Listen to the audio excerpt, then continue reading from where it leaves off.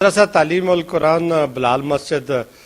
خطیب ہیں جناب ہمارے ساتھ مرکزی روح ہلال کمیٹی کے ممبر بھی رہے ہیں حضرت مولانا میاں عنایت الرحمان صاحب کسی تعارف کے محتاج نہیں ہیں، بڑی اچھی شفیق شخصیت ہے، کئی تعداد طلباء کی ان کے مدرسے میں زیر تعلیم ہے اور رشد و ہدایت کا پیغام یہ ہم وقت انسانوں میں دیتے رہتے ہیں۔ بہت شکریہ حضرت مولانا صاحب، آپ نے اپنا قیمتی وقت D M M news district media Mansehra کو دیا، بڑے عرصے سے ہماری جستجو سے آپ سے ملاقات کریں۔ جی بسم اللہ الرحمن الرحیم۔ میں سب سے پہلے تو میر افضل گلزار صاحب ڈسٹرکٹ میڈیا مانسہرہ کا شکریہ ادا کرتا ہوں، آپ کی پوری ٹیم کا، کہ آپ اپنا وقت نکال کر تشریف لائے۔ شکریہ۔ آج کل آپ نے دیکھا کہ حالیہ بلدیاتی الیکشن میں بلدیاتی نمائندوں نے گزشتہ روز حلف اٹھایا اور اس پر بہت سارے اعتراضات آ گئے کہ اس حضور صلی اللہ علیہ وسلم کے خاتم نبیین کی جو شیخ تھی اس کو حذف کر دیا گیا، اس پر آپ کیا کہیں گے؟ جی اصل بات یہ ہے جی کہ ختم نبوت کا جو معاملہ ہے وہ ہمارا ایمان ہے،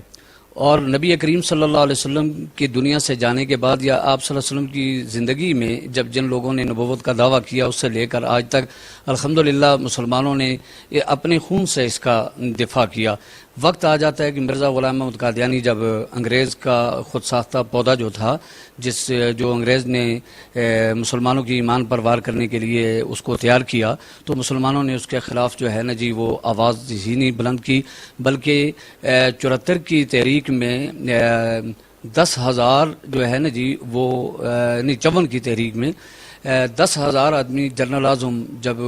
وہ کور کمانڈر تھا لاہور کا، تو اس نے 10,000 لوگوں کو جو ہے وہ ایک دن میں جو ہے وہ شہید کیا تھا۔ تو یہ اتنا اہم مسئلہ تھا کہ اس کے لیے بڑے بڑے علماء کرام نے الحمدللہ مسلمانوں نے جو ہے وہ قربانیاں دیں، اور یہ جناب ذوالفقار علی بھٹو نے کے دور میں علماء کرام کی کوششوں سے جب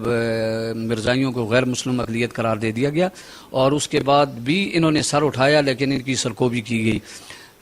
بدقسمتی سے پچھلی حکومت کے دور میں یہ چیز بہت زیادہ، اس کو مرزائیوں کو بہت زیادہ پروموٹ کیا گیا اور مرزائیوں کے نمائندوں کو آگے لایا گیا، بہت ساری باتیں ہوئیں۔ اور اب اس دور کے اندر دیکھیں کہ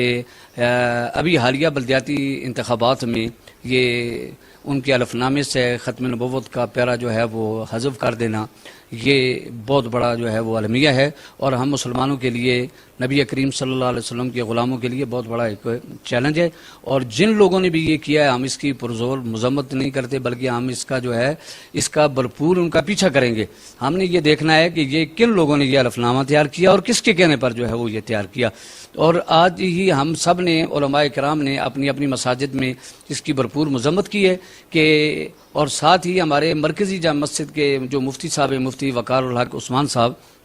انہوں نے جو یہ موقف اختیار کیا ہے کہ غیر مسلموں کے بارے میں تو ہمارا نہیں، لیکن جن مسلمانوں نے حلف نامہ لیا ہے ان کا حلف نامہ نامکمل ہے، لہٰذا ان لوگوں سے دوبارہ جو ہے وہ حلف لیا جائے۔ تو ہم مفتی صاحب کی اس بات کی مکمل جو ہے وہ پورے مانسہرہ کے علماء کرام جو ہے نا جی وہ انشاءاللہ تائید اور حمایت کرتے ہیں، اور ہم انتظامیہ سے یہ مطالبہ کرتے ہیں کہ سب لوگوں کا حلف جو ہے وہ دوبارہ لیا جائے۔ اگر نہیں لیا گیا تو ہم اس کے خلاف جو ہے نا جی ایک باضابطہ طور پر انشاءاللہ تحریک چلائیں گے کہ یہ ایک بہت بڑی جو ہے وہ سازش ہے، آج یہ ہوا کل کچھ اور بھی ہو سکتا ہے، اس لیے اس کا جو ہے نا جی ختم نبوت کا دفاع جو ہے یہ ہمارا ایمان ہے، اس پر جو ہے کوئی کمپرومائز نہیں ہو سکتا۔ شکریہ جی، یہ تھے جی شعلہ بیاں میاں عنایت الرحمان، بہت خوبصورت شخصیت ہے، بڑا اچھا پیغام دیا۔